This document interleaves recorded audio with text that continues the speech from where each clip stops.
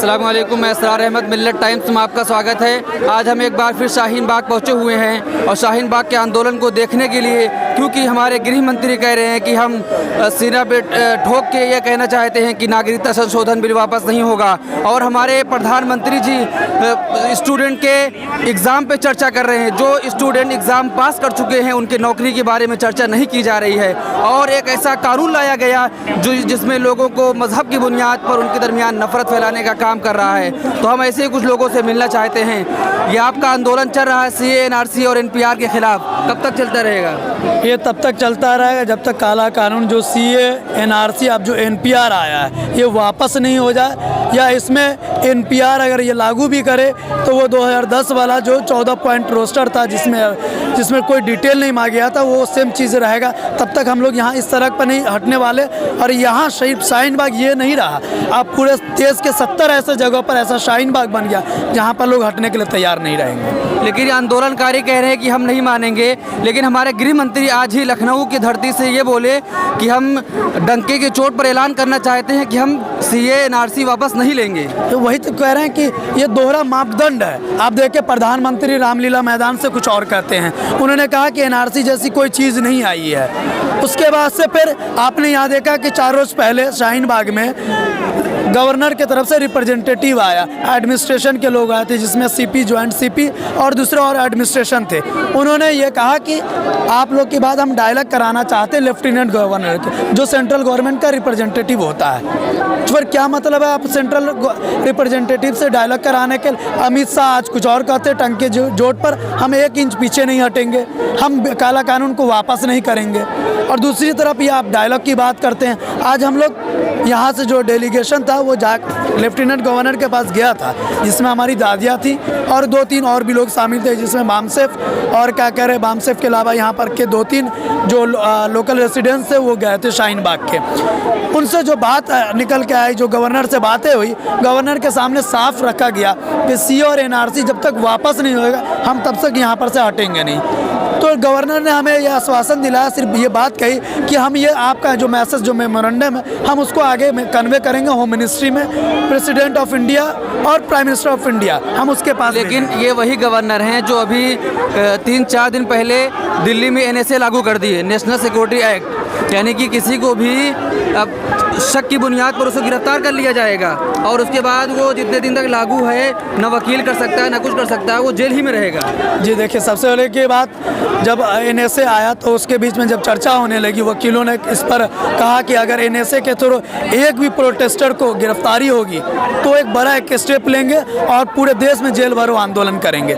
ये आप देखें कि 2015 में इन्होंने वकीलों ने कहा। हाँ, वकीलों ने कहा। अब बजाते यहाँ पर हमारे जो लीगल सेल की जो टीम है उन्होंने भी कहा बजाते इस पर कि एनएसए के थ्रू होगा, तो क्योंकि लोग पैनिक हो रहे थे कि एनएसए के थ्रू जो गिरफ्तारियाँ होगी इसमें कम से कम जो 3 महीना और ज़्यादा से ज़्यादा 1 साल, इस पर बिना वारंट के, बिना किसी पूछताछ के वो गिरफ्तार कर सकते हैं। एनएसए में स्पेशल पावर जो मिला हुआ था।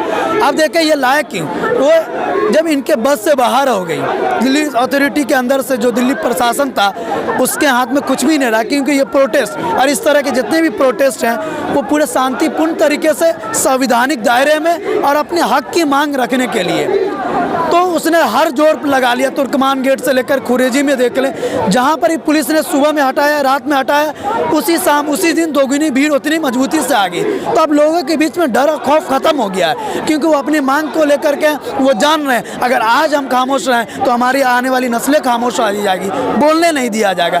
इसलिए अब एनएसए से ये डरा नहीं सकती है।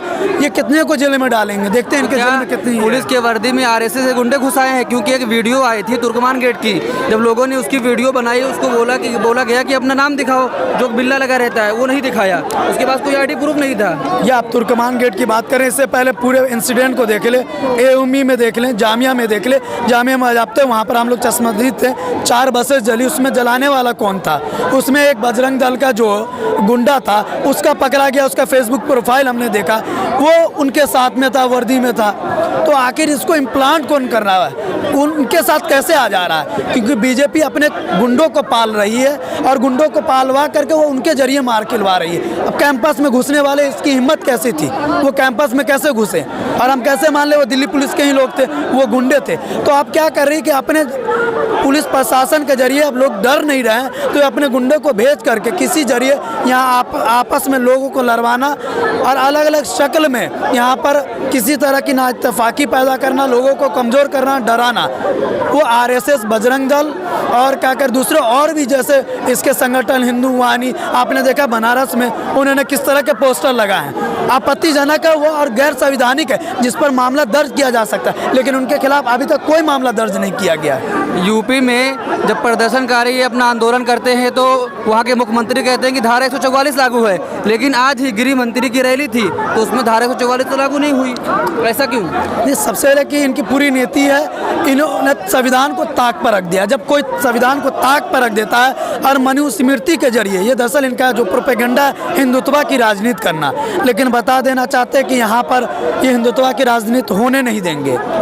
यहाँ पर जो बहुजन समाज है 85%, ये लोग कहते हैं अपने आप को 80%, वो गलत है। क्योंकि यहाँ पर आपने देखा जिग्नेश मेवानी जैसे लोग भी आए, वो अमन मशराम जो बहुजन नायक के रूप में जाने जाते हैं, वो ऐसे लोग भी और भीम आर्मी के लोग भी हमारे साथ जुड़े हुए हैं। क्या चंद्रशेखर को आज अनुमति मिल गई है कि वो दिल्ली जा सकते हैं, तो क्या शाहीन बाग आएंगे वो? जो बिल्कुल आएंगे। हमारी बात क्योंकि दिल्ली प्रदेश प्रभारी से लगातार उनसे होती रहती है, अभी वो बिहार गए हुए हैं और बहुत जल्द वो शाहीन बाग आएंगे और उन्होंने ऐलान भी किया है कि हम 1500 रैलियाँ यूपी में करेंगे अकेला, लेकिन हम उसको चाहेंगे कि ये सिर्फ शाहीन बाग जैसे वो रैली करने है। लेकिन हम एक अनुरोध करेंगे आपके माध्यम से, जो बहुजन है, जो गैर मुस्लिम है, हिंदू हमारे भाई हैं, कि शाहीन बाग जैसा प्रोटेस्ट आप वो अपने इलाके में स्थापित करें, कि उनको कम से कम ये मौका नहीं मिले, जो मनुवादी लोग हैं, जो हिंदुत्ववादी लोग हैं, कि ये सिर्फ मुस्लिम बहुल इलाके में इस तरह के प्रदर्शन हो रहे हैं। हम उनसे अपील ये भी करेंगे कि आप बड़े पैमाने पर अपना मंच बनाएं और उसमें हमारे मुस्लिम भाइयों को, मुस्लिम रहनुमाओं को, तो उनको बुला करके, हमारी माँ बहनें अपने बच्चों घर बार को छोड़ करके यहाँ पर बैठी है,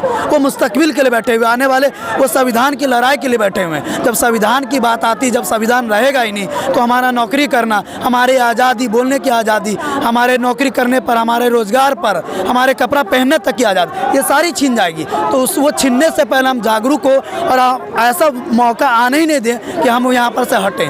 तो जब तक कोर्ट से अगर कुछ भी फैसला था हमारे हक में आएगा, हम कबूल करके हम उसको हटेंगे, क्योंकि ये गैर संवैधानिक है। यह आर्टिकल अपने आप में 15 का उल्लंघन किया हुआ है। तो कोर्ट, मान लिया कोर्ट से हमारे एक उम्मीद है न्यायालय से कि वो हमारे हक में फैसला आएगा और हम लोग खुशी खुशी इसको मानेंगे भी, हमारे हक में आएगा, क्योंकि संविधान के खिलाफ कोई नहीं जाता है। सुप्रीम कोर्ट भी संविधान के बाहर नहीं है, वो उसी के अंदर आएगा। क्या अब ये शुरू से ही आप देखें, जब 1947 के बाद से ही सावरकर और गोलवालकर के जैसे लोग, हिंदुत्ववादी सोच के लोग यहाँ पैदे पनपते रहे। वो अपने यूनिवर्सिटियाँ नागपुर और नागपुर के दीगर और भी डीयू में देखे, डीयू में भी वो इस तरह के प्रोपेगेंडा करते रहे, हिंदुत्व सोच को पैदा किए। जेएनयू में देखे, जेएनयू में जो लोग आए थे कुछ वहीं के छात्र भी थे, तो उनकी मानसिकता कहाँ से आई? कहीं ना कहीं इम्प्लांटेड, उनको पढ़ाया गया, सिखाया गया, बताया गया कि तुमको इस तरह से लड़ना होगा, हिंदू खतरे में है। उनको बताया गया कि हिंदू के खतरे है तो उसको बचाने की लड़ाई तुम्हारी जिम्मेदारी है। नौजवानों को बरगलाया गया, लेकिन इसके बावजूद भी आपको अदलिया पर भरोसा है? बिल्कुल, हमें न्यायपालिका पर अभी भी भरोसा है और हम माननीय न्यायालय, सर्वोच्च न्यायालय से उम्मीद करते हैं कि वो संविधान के दायरे में जो यहाँ के संविधान को मानने वाले लोग हैं, उसके हक के, उसकी आशा उम्मीद पर उतरेंगे। हुकूमत से यही हम कहना चाहते हैं कि ये जो कानून आया है हमारा CAA, ये कॉन्स्टिट्यूशन के एकदम खिलाफ है। आर्टिकल 14, 15 सीधी तौर से बोलता है, no one shall be discriminated on the basis of religion, race, sex, place of birth. तो आप जात के आधार पे, धर्म के आधार पे, लिंग के और संप्रदाय के, प्लेस ऑफ बर्थ के आधार पे भेदभाव नहीं कर सकते। ये एकदम काला कानून है, इस संविधान के खिलाफ है। यहाँ पे जो प्रोटेस्ट चल रहा है वो इसी के रेस्पेक्ट में चल रहा है भैया, कि संविधान के खिलाफ है, समझे?